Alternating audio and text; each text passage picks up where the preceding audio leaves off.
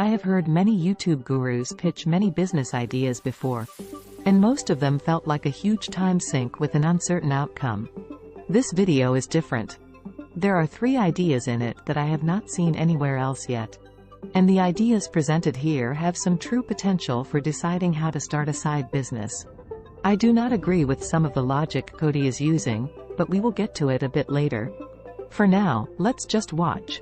Pay particular attention to the idea of the skills and money quadrant that Codie uses in this video, and how it can generate some interesting side business ideas for us. You can win no matter what. If you're worried about what's coming and want to profit off of it, this video is for you, backed by a bunch of data you're going to want to see. It is a Word boxes packing out of a high rise like so many of my friends were in 2007, 8, and 9. I remember thinking about a lot of what businesses I could start to get out of my 9 to 5 when I Okay, so here comes an important part. When there was a time in my life where me and my husband were in between his jobs. At that time, I was not working. And there also was time in my life where I was already working as a real estate agent, and I have not yet built a strong revenue source from the real estate agent business. And at that time, I also thought that it would be good to have a part-time business. At that time, I started to watch a bunch of YouTube videos that talked about different ways to make money online fast, like, gosh, there's so many, but anyhow, you probably watch them yourself. It's a make $15 every 5 minutes, or I made $5,000 in one day creating jigsaw puzzles and using AI or something like that. So I watched a lot of those videos, and they all struck me as unrealistic in a way that there was too much hype around them, and they all seem to be who's back, who needs so many puzzles, who needs so many crosswords, who need, like, all of those AI businesses seem to be completely bogus, or if not bogus, then almost irrelevant to a day-to-day business of a regular consumer. But anyhow, at that time, I started to, in my mind, set aside some categories of businesses that seem to be more realistic than others. And also I started to try to categorize them in a way like not a lot of investment needed, not a lot of payoff. Not a lot of payoff, but a lot of investment needed, etc., etc. I didn't get too far into categorization of those businesses or business ideas, simply because there were so many, it was overwhelming. So just gave up on it. But she is about to discuss a very similar categorization that I was trying to come up on my own and failed. So let's see. All right, here's how this breaks down. Our x-axis is skill, our y-axis is money. Now, that is brilliant. When I was trying to categorize the business ideas that I was coming upon, I kind of wrote them on the big header on a piece of paper, right? Piece of paper means online business, offline business, physical, skills, mental, etc. So I was trying to categorize it into a broader category, but I never thought about dividing it into X and Y. X and Y. That is brilliant. Let's see what else she says. This gives us 4 quadrants. Up and to the left, we've got low money, low skill. To the top right, we've got low money, high skill. The bottom left, we've got high money, low skill. And on the bottom right, high money, high skill. So just from this one, I'm going to really use this quadrant in the future a lot. I've never, ever seen anything like it, and I'm sure it's been around for ages. It's just my ignorance, but this is an important distinction. The ideas of a quadrant is probably going to be what I'm going to use next time I'm trying to come up with a business idea. But anyhow, so let's look at how she applies these quadrants. Obviously, low money means you don't have much money. Low skill means you don't have highly paid for or required skills. I can't tell you exactly what business is going to be right for you, but I can tell you that everyone falls into one of these 4 categories, and then you pick one of the 10 businesses. And if you do this right, you can progress all the way to the 4th quadrant, no matter where you start. Okay, so the interesting idea is, and she's what she's doing right now, that let's just say that you are stay-at-home mom and you have very little skill outside of taking care of your children, and you for some reason are on your own at this point, and you have no marketable skills other than childcare.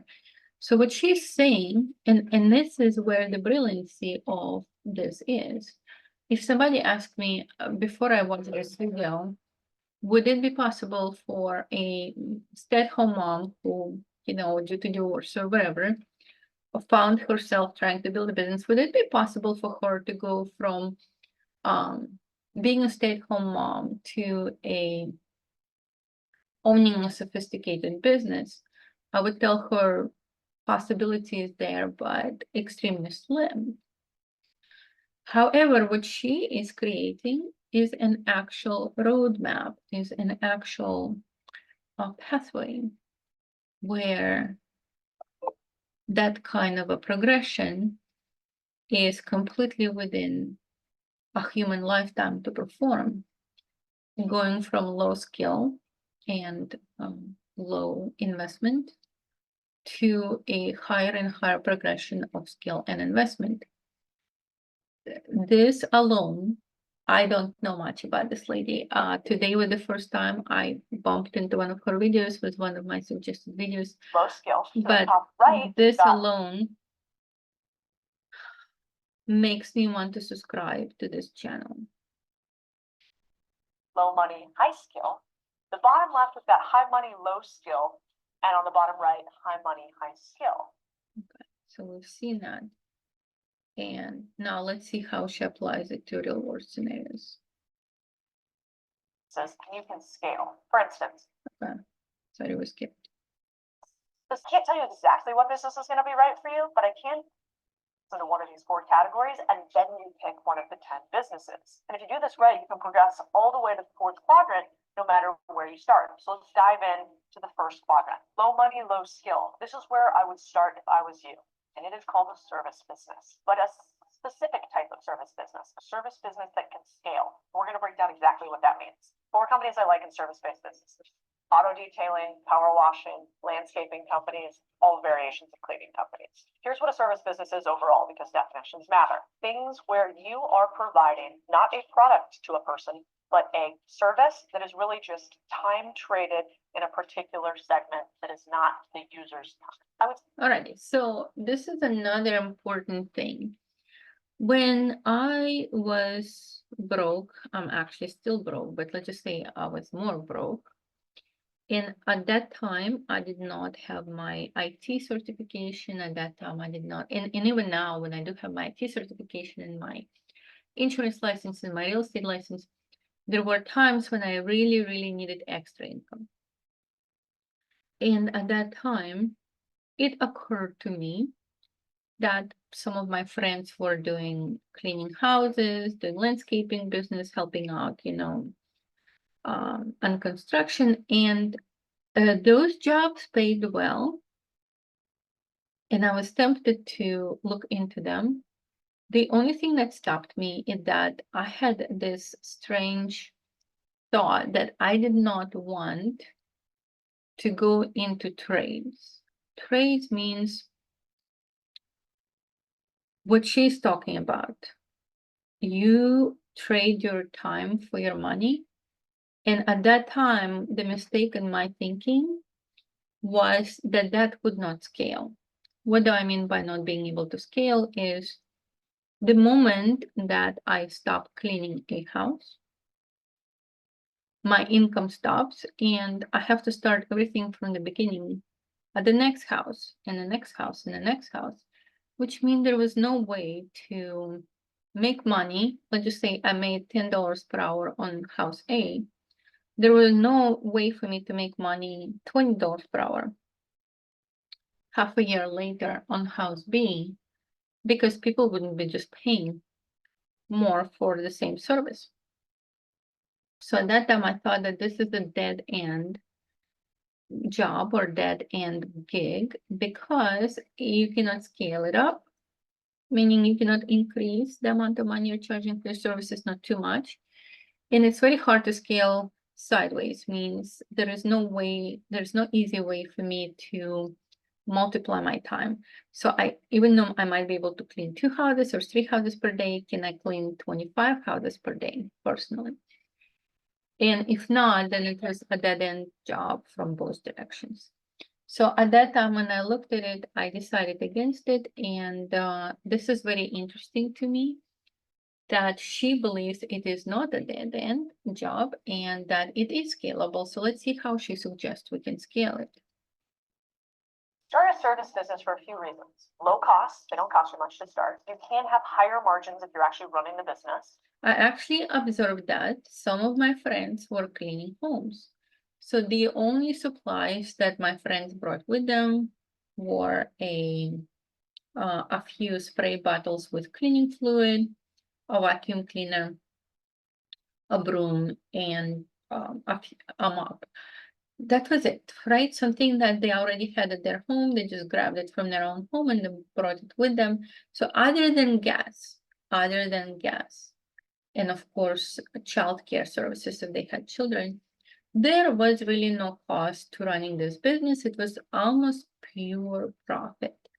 And if they were charging me $10 or $15 per hour, I do not know how much they were charging the paid for the childcare, but let's just say they paid $7 for childcare. It means that they were running a profit of anywhere between $3 and $5 or $6 per hour.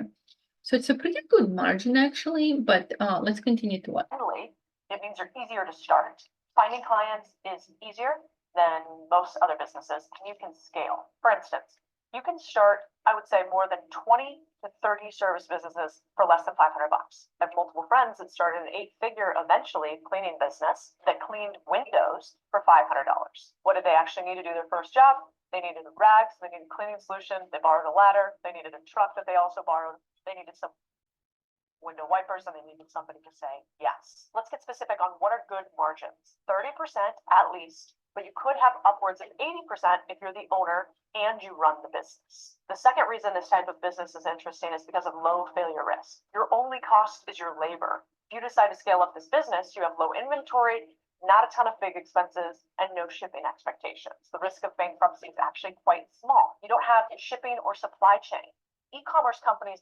And on top of that, I would say it takes very, very little of business understanding or even basic literacy. I have friends who are immigrants. They speak just enough English to get around and for us to understand what I'm trying to tell them to clean. And I could tell that their level of literacy is extremely low, maybe, below 5th grade.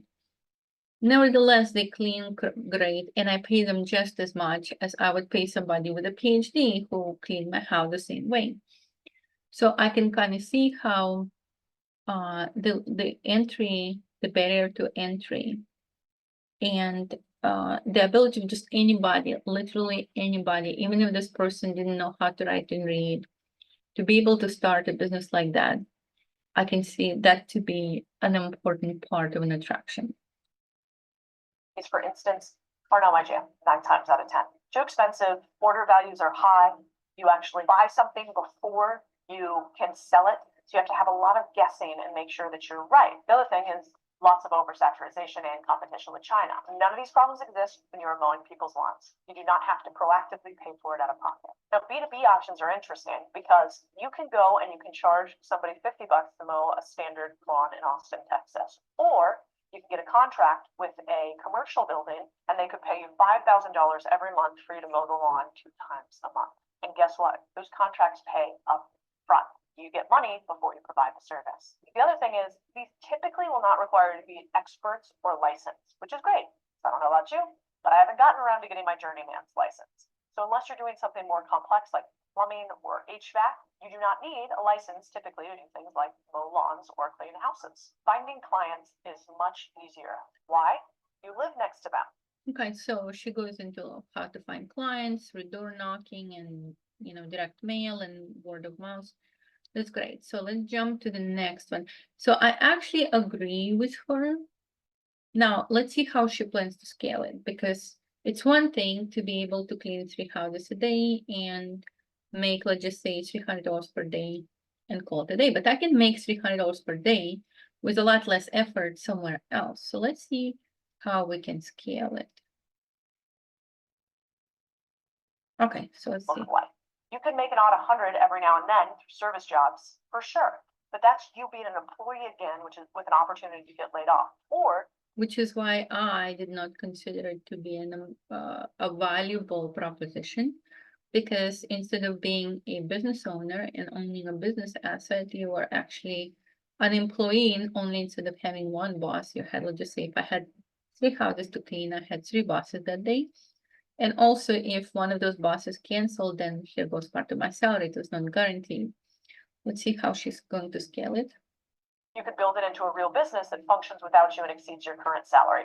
That's what real scaling looks like. All right, so at this point you go, well, how do you scale, Codie? I've never built a business. I don't know how to build one to $1 million, 10, or $100 million. Let's use what I call the promise method. There's a lot of moving parts. Okay, so this promise method, so this whole video really shook me. It really made me pause. So the quadrant that she described is brilliant. I'm not sure if it is the best quadrant that we can come up with for taking somebody who has no skills, no marketable skills, no money, initial money, and moving them all the way to a what I would call rich dad position where they own multiple businesses, etc. The next part that she's about to do, the promise method, I've never seen it explained before, and that was the second aha moment that I had watching this video. To distill it down to 7 steps, here's how I'd scale a service business. I'd start with P, profit. One thing we want to do more than anything else is we want to protect the margins. So this is kind of interesting because if you're going to scale, you want to think about how you price things first. That means you go out, look at what other people in the market price for landscaping services, let's say, and you price it slightly higher than them. Why would you do this? You're brand new at it because you're probably not efficient and you want to keep 30% profit margins or higher. Good thing about service businesses, they suck at distribution, meaning getting sales. And you are going to be good at that because you're going to follow the promise method. So we're going to protect those 30% margins. By the way, margins are basically this. I charge $1 for my service. It costs me 70 cents to fulfill my service. The margin. Okay. Like jobber or service type. You're going to also allow for pay-as-you-go subscription if they want to do add-ons around the holidays. Perhaps you do Christmas lights around this time of year. Okay, so basically she's saying that if you own a landscaping business, is you can create packages, means you give them some kind of an option to subscribe. Which means monthly and annual contracts. You're going to have auto renewals with subscription services like jobber or service type. Now here is where I see it starting to become outside of a simple one that she initially said. That's where you could start with low skill. Somebody who has low skill. Yeah, it is possible to negotiate an annual or a monthly fee. I'm just saying what she is starting to explain, it requires a higher level of technical education that I think people who would go into this kind of businesses would probably not actually have. They would need to figure out how to do it or need to hire them out. And most of them will not even bother because typically what I'm saying is people who do cleaning or landscaping, their mindset is very different. They're so attached to the land, they're so attached to the physical thing that building out portals, billing systems, YouTube channels, etc., is a little bit outside of what they're typically interested in doing. You're going to also allow for pay-as-you-go subscription if they want to do add-ons around the holidays. Perhaps you do Christmas lights around this time of year. That could be a pay-as-you-go subscription to add. Then you might add a loyalty program. The longer you stay with us, the more you continue to use our system. No, that's actually a brilliant idea. I've never thought of a loyalty program for somebody like cleaning or landscaping, but I can see how that could totally work. Subscription services, the more you get a little value. Very few service businesses ever do that, so you're going to be unique. The last thing that I want you to do, I want to make sure you obsess on the thing that no services businesses do: online presence. What do you? Yeah, so that's what I said, that she's about to go into the online presence and a couple of other things that are for a regular business. Like, just say I'm a real estate agent. To me, having a CRM, having a website, landing pages, marketing campaigns, it is a part of my job. But for somebody who's doing, and again, I only speak from my experience, and I know, just maybe 5 or 6 people who do cleaning and lawn care. I just don't see them even seeing the value in many cases, even if we try to explain the value to them, seeing the value or willing to spend even a cent on something like online portal, online presence, marketing campaign. You do when you need a handyman, you Google it. So I want you to obsess on, how do I establish what's called local SEO authority? I want to try to get people to come to my little website and say that I'm awesome. One of the best ways to do that is the thing I'm doing to you right now, which is creating content. So SEO, online content creation, websites, landing pages. I would say this is feasible for somebody who is coming from a marketing position. So just say I'm a marketer. For me, taking a cleaning business or a landscaping business or a window installation business and creating a marketing campaign around it seems like a good idea and a natural idea and very executable idea.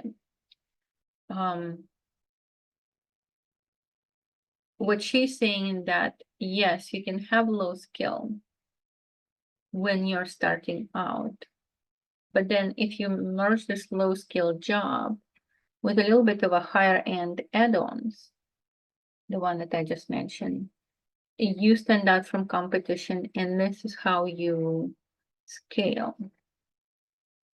Around my niche. Look at all these examples of landscaping content.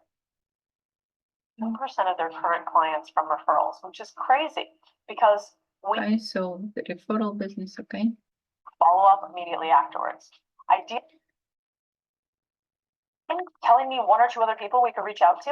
Is that possible? Okay, so just the follow-up system. You go and knock on all those doors and ask for, you're going to knock on your neighbor's door. You're like, hey, service people need every single day. I would love to give my business in landscaping to somebody that I know. Just happen to be somebody who knows.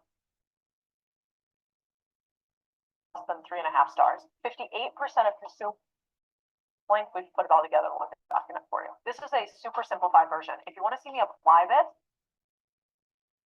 for this business and how anyone can start this business, even if you don't have much cash and you don't have many skills, this will not work for you if you're not willing to do any work, but it will work for almost anybody who is willing to put in the work. I especially wish that I had started something like this when I was young. Instead, I was waiting tables and getting beer spilled on me, all for minimum wage and no equity. This is the money matrix that we've just gone through. Money level needed, basically 0. Skill level, I don't know, don't be an idiot. Let's call it a 3 out of 10. Risk level, 2 out of 10. Reward, first year on average, I think you could make somewhere between 10,000 to 100,000. Best case after. So I would say 10K to 100K.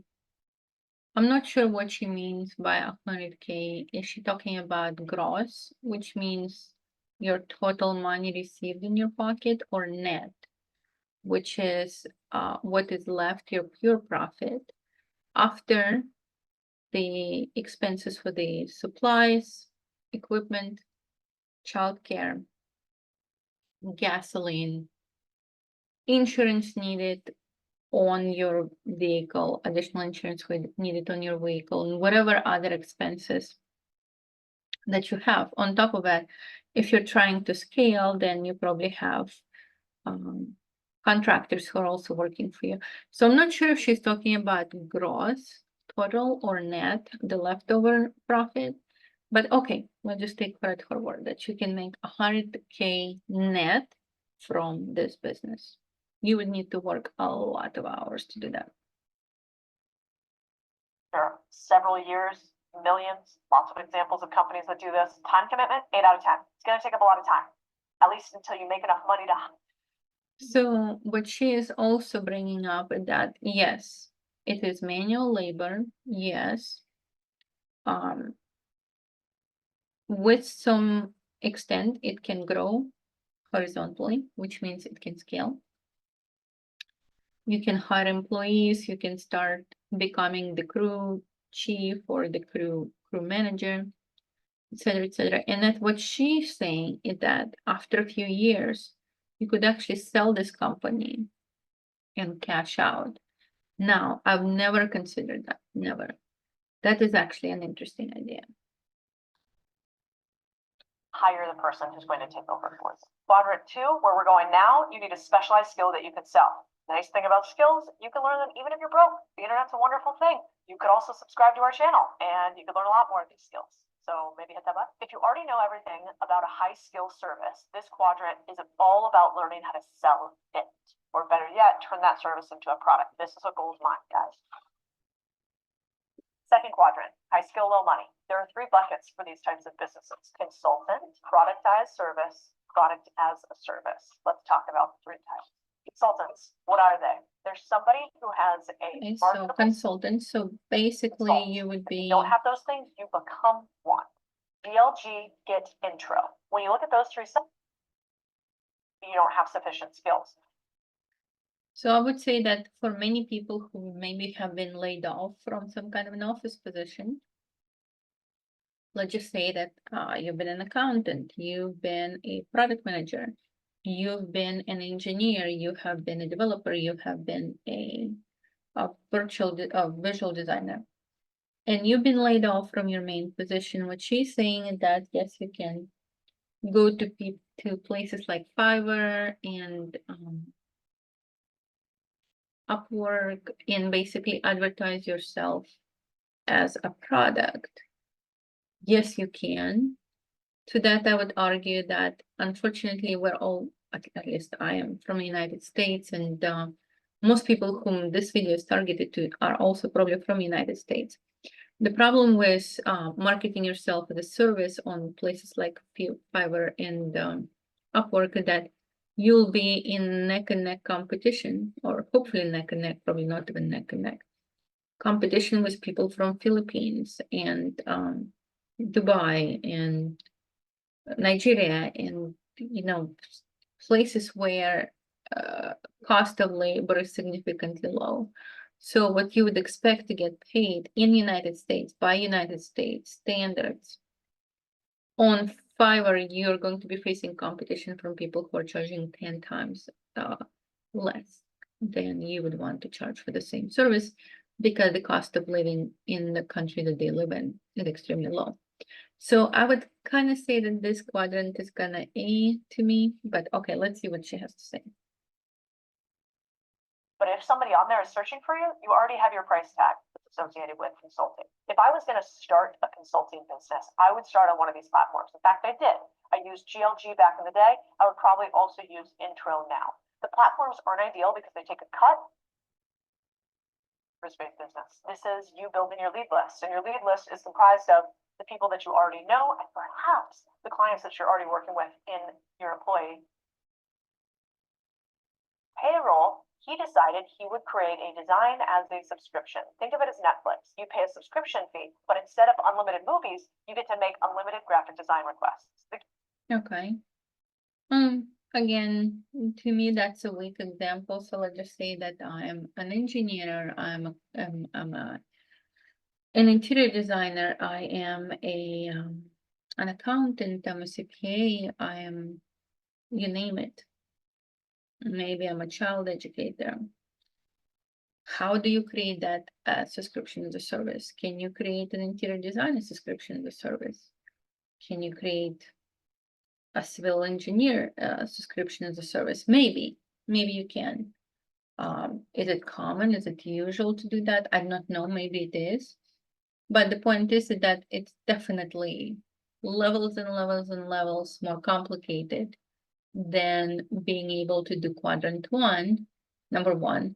And number two, actually finding people who will give you a job and not give the job to someone else from Philippines or from Nigeria or from Beirut for the same service, and you're just starting out, and they might have been, you know, on that platform for years, gaining reputation. I just don't think this quadrant, I know this quadrant exists and you can probably execute on it. I just don't see this quadrant as providing reliable source of income. Might be like from time to time, there'll be some kind of a gig, but reliability compared to the previous one, with quadrant one, be pretty low. Keyword here is unlimited. Whether you make 5 requests a month or 50, the price stays the same, either 5 or 8K per month. Great. Creating a How to service. repurpose content across multiple platforms Um, is realistically, if you take this seriously, this is a multi-million-dollar business. But I think I will be honest, this is the one where I really question everything. So she's saying that you need anywhere between $0 and $1,000 to start this business. Okay, whatever. Skill level 8 out of 10, very high skill level. And risk level is low because you're not really going to go bankrupt because you're losing a bunch of inventory. The reward is 4 to 7 figures. This is where I question it. I would love to see somebody on Fiverr. Now, there's probably some people on Fiverr and on Upwork making 6 and 7 figures while competing with workers from overseas. Maybe. I don't know. How easy it is to sell that business. Because typically, like to me, if I'm talking from the standpoint of rich dad, poor dad, this is you're basically an employee. You are doing 8 to 5 job, pretty much working for some kind of a boss, except for one thing. When you have an employee level, you have health coverage and at least a little bit of job security and income security, and the people don't run off with the money on you. Here you have no benefits, no security in your income. You might not have any orders for weeks and months, and you can go broke during this time. And also selling that business down the road is because you're the main asset. If you want to sell it and retire, then you're basically killing the main asset. So to me, this quadrant makes very little sense from multiple directions. upfront, doing it on GLG and on a service like Intro at the beginning, I Let's used to go make to the next quadrant. 3, high money, low skill. For this, I'm talking buy simple businesses. I'm going to tell you exactly what types I like. This is maybe if you have a good salary, but you're feeling stuck, you have some money set aside, but maybe you don't know very much about running a business. What can you do with that money? The first and foremost caveat is we buy businesses that cash flow. We don't buy dreams, we buy realities and profits. So please do me a favor and don't do yourself a huge disservice and buy a roofing company that's bleeding cash. Nobody needs that. We want you to buy a simple business with a business model you can already understand. Quick caveats. I want you to remember this acronym, BRRT. It stands for Buy a Boring Business in a Recession-Resistant Sector. We're going to explain some data specifically on what those would be. Raise prices, add technology. Remember how we talked about your promise methodology before? Here we add promise and BRRT. So this is the third acronym. So the first one was a quadrant. The second one was the previous one that she used. And this BRRT is also formula. I'm starting to like this lady. I don't necessarily buy a couple of examples that she's giving, but the fact that she had those acronyms defined and actually makes sense. High five, deep respect. My hat is off to this lady for putting this content out there for free.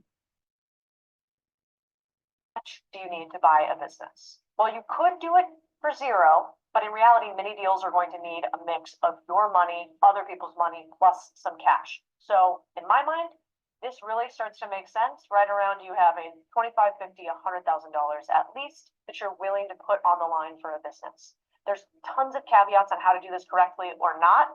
If you want more information, there's actually a free newsletter here that you can learn more on. Simple business number one, laundromat. This is where I started. Average purchase price, somewhere between $250,000 up to $1 million. Success rate, they say 95%. Most likely, we're talked about adding $150,000 facelift to one of his buildings and how much that increased it. And you could certainly buy one instead. But let's start really, really simple. Because if you fail the first time, you'll stay an employee forever and you won't do another deal. Let's break down the money. I think you need 6 figures. Skill level, 5 out of 10. Risk, 7 out of 10. You can take steps to de-risk your purchase, but ultimately, you're putting a lot more money on the line buying a business in this example. Reward could be an 8 out of 10. Risk is higher, but your reward is more immediate too. So this quadrant is where the Rich Dad, Poor Dad book really comes in. Because if you may remember Rich Dad, fictional character of Rich Dad, in theory, owned multiple businesses like that. And he focused on this kind of low-level businesses like laundromats and self-storage units and whatever other that she's mentioning, car washes, as a way to have an asset that generates income without him actually being personally involved in the day-to-day operations.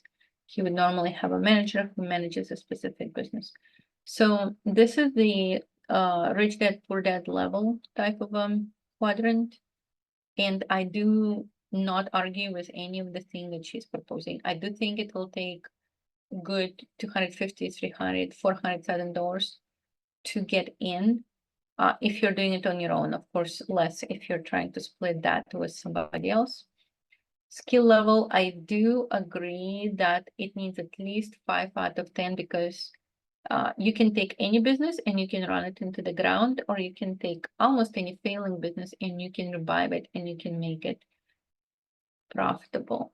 So not running that business into the ground takes quite a bit of skill, or not trying to micromanage things that you don't even understand takes quite a bit of skill and self-restraint too. And risk level is very high. So notice that risk level is pretty high. Skill level is pretty high. Even setting the money aside, it would probably take years of managing other smaller businesses to be able to come in, absorb an existing business with its own clientele, its own processes, employees who, because once you absorb the company, employees might just leave and then you have no reliable people running the business. So it is not as simple. If it's a laundromat, yeah, easily. If it's like a car wash where you have employees who are dedicated to the previous owner, may or may not be an easy thing to replace them. But anyhow, long story short, this is the important quadrant, very important. Can't promise you make a certain amount of money. Nobody can. But if you buy a business that's already making money, you have a higher likelihood of that continuing than if you start a business where most businesses go out of business 90% of the time, and most startups never actually make any money. Time commitment. This is actually a little bit less. So could be anywhere from 5 to 10-ish. With an operator, could be less than 10 hours a week. Without an operator, depends on which business. Laundromats, maybe 20 to 30 hours a week. Self-storage business, probably the same. I wonder what stage he's from. This kind of a very jerky movements all the time, very lots of body language. I wonder what stage she's from. Same thing. Full-time empire of this type of business, 24/7, just like any other CEO. Okay, don't freak out, YouTube. I'm going to do some public math. Class is in session. Hundreds of thousands of dollars because you could get an SBA loan for anywhere from 10 to 50%. Okay, basically she's saying that you don't have to have $250,000. You can get a small business loan to acquire one of those. Before you can acquire one of those, you you would need to show that you can run it, and you would need to show profitability models. Not as easy as she says, but okay, doable. Purchase price. And you could also use seller financing. You don't know. Why now? Well, I myself just bought a SaaS business. We own a few and we're scaling. The reason why is, you know what all these companies have in common? All these logos you see on here? All of these companies were started during a recession, and these are now unicorns. There's a common belief in venture capital that more unicorns are created during downturns and upturns. I don't know. It says 95. So basically, she's talking about the fourth quadrant, which is high investment required and very high skill required. For whatever reason, she only makes an emphasis on IT technology companies, for example, developing the next Slack. She mentioned Slack, developing the next Skype or the next computer game or whatever. I would say that she focuses on IT, but I'm pretty sure that there are other companies or other businesses that also require quite a bit of skill. For example, financial skill, marketing skill. So for example, you could have a financial company, a marketing company, engineering, she already mentioned. What else? Just a company that a random person would not end up in. Requires years and years and years of serving in the field before you can graduate to a level where you can even participate in a project like that. So I would say for, at least for me, probably most people watching this video, this is not the level that they're in yet, but it is ultimately, well, I'm not sure. So here is the problem for her quadrant 4. It's such a technology-driven process or technology-driven section of the quadrant that most people would not even end up there. So if somebody who started off buying car washes and storage buildings would not randomly or even purposefully end up sitting on the board of an IT company. So to me, her system is slightly incomplete because I'm not sure if that quadrant was supposed to take you from one investment level to the next, but it seems like her quadrant is ending for 99% of non-technical people.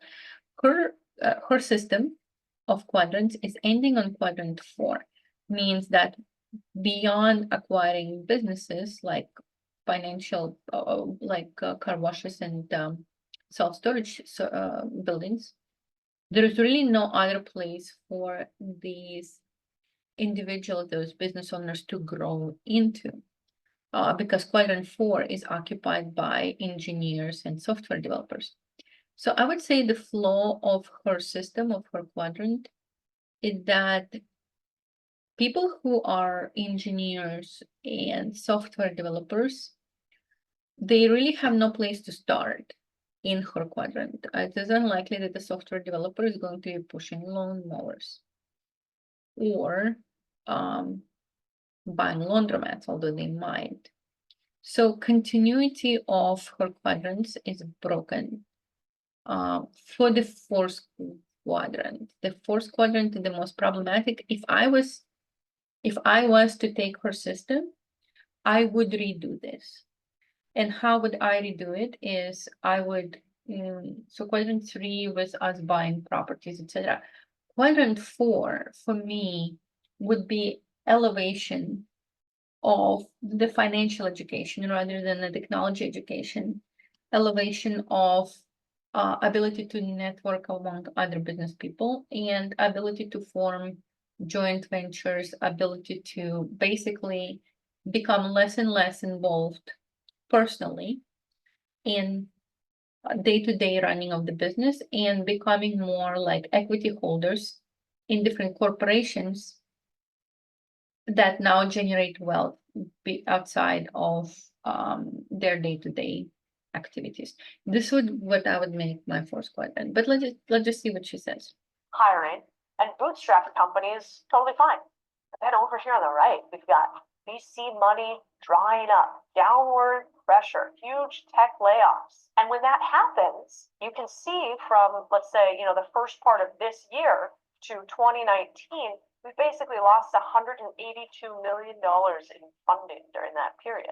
And that's important because it's expensive. So basically what she's saying is that this quadrant, like compared to the previous three, who were fairly risk resistant, this one, due to economic developments, political games, let's just say games between China and Taiwan, for example, investing in this kind of a business can become risky because you can lose funding because somebody who is developing a similar gadget in their own garage filed a patent the day before you're ready to unveil yours or something like that. So basically, it's almost like she's talking people out of being in this quadrant, and it's just my impression, and I'm probably wrong about it. To start a SaaS company. So you could start a micro SaaS company. They say for around 15K. I still think that's hard. And you could start an MVP of a complex SaaS company for about whole part about this is how much can you make? Well, the average sales price for a SaaS company is 1.65. And is that they like to raise money, they like to build. Okay, so I think she's pretty much done. She's wrapping up in here. Let me see if she has anything else to say. 8 out of 10 because it's going to be expensive to buy one and you can't buy one profitable. And this might be one of the scariest by the month. And although inflation is kind of improving, what's happening in the labor market, like we talked about, I think what you're going to start seeing is acceleration of all the things that go bump. Okay, so here I'm not going to watch all of this because I already watched it once, but here she's saying that if you're an employee and you feel slight insecurity about your jobs, do not wait for the market to worsen. Do not wait for 10,000 other engineers or 10,000 other accountants to be losing their job on the same week that you did. You lose yours, and then everybody rushes out to fill the market. What she's basically saying that prepare in advance, don't panic, start laying these bricks. Although I'm not quite sure, so let's just look at it from an example. Let's just say that I am a mid-level project manager in some kind of a company. Let's say my company manufactures medical devices, and I'm a very specialized product manager, and I'm worried about layoffs. I'm not sure how I would go about starting in quadrant 1. I'm sure that there is a way. So let's just say I want to wash windows. And unfortunately, I work until 6. And it takes me almost an hour to get home in traffic, right? So by the time I'm home from my work, it's 7. So how exactly am I going to start this car washing or pressure washing, house cleaning business? Where is the time frame where consumers expect me to be washing their windows? Probably nobody's going to tell me, go ahead and come at 9 o'clock in the evening to start the window washing operation, right? So I see a little bit of a difficulty connecting these dots right here. Okay, so let's just say that I want to skip quadrant 1 and I want to go to quadrant 2. In quadrant 2, let's just say I am a project manager in this medical device manufacturing company, and I go to Fiverr and I go to Upwork and I say that I'm a project manager, and now I'm competing with 390,000 project managers from Bangladesh or from Manila. And they're asking for $4.50 per hour for their services, and I need a minimum to replace my salary at least a little bit. I need a minimum of, I'll just say $30 per hour, or $15 per hour, $20 per hour, whatever that person makes right now. It is very unlikely that I'm going to be able to fit into quadrant 2, because in order for me to compete with more established people in quadrant 4 and quadrant 2, I would need to lower my hourly rate to a degree that it makes no financial sense. I might just as well go flip burgers at McDonald's for $15, or wherever McDonald's is paying, I'm not sure, or drive Uber, or do DoorDashing. for $20. And since it's not very easy to grow in quadrant 2, it seems like trying to compete with all of those product managers from Bangladesh would probably be something that doesn't generate income that very frequently. So quadrant 2 seems to be out for me as well. And then I go to quadrant 3, which is to buy a storage facility. And let's just say that I have 50K in my 401k and maybe 10 or 15K in my savings accounts. It's like a total of 65K. Am I willing to take all of this money right before the layoffs, empty my 401k to buy a storage facility? And what if a storage facility is 165 down payment, not 60? It seems like I'm locked out, overqualified for quadrant 1. Cannot compete with within quadrant 2. Don't have enough money to start in quadrant 3.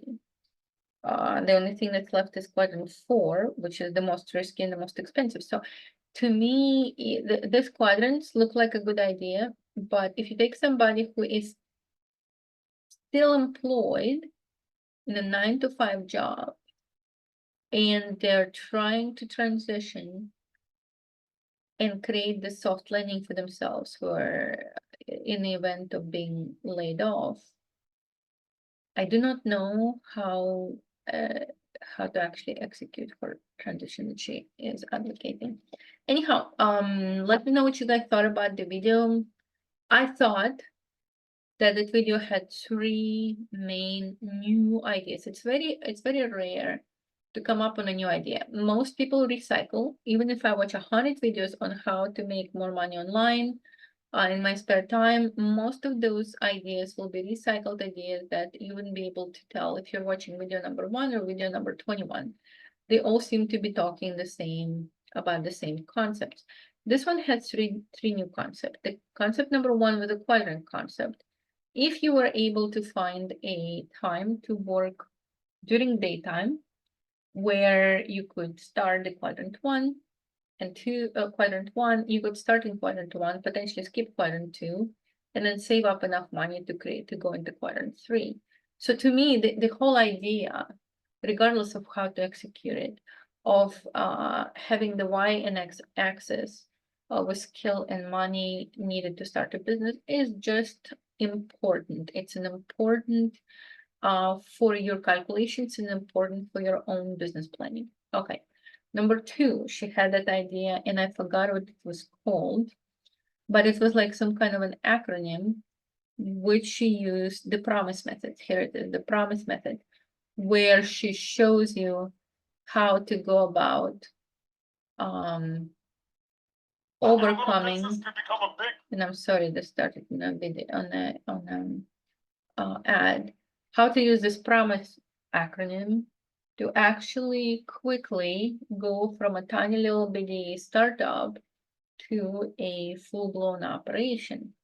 That's number 2. And number 3, that BRRT. So buy a business during a recession when the business owners wants to dump because they need money, then grow it and then add technology. That's another interesting acronym that I've never seen before. So 3 interesting ideas that I've never seen before in one video. I don't care how applicable it is to real world scenarios. I'm more than happy to give this video 5 out of 5 for that reason alone. Okay, guys, thank you so much for watching. It's been a long video. Thank you for sticking with me. Let me know in your comments what you thought about her ideas, applicability to a specific scenario or specific demographics, etc. Let me know what you think. I would be glad to know. Thank you so much, and let's stop sharing. I'll see you guys at the next video.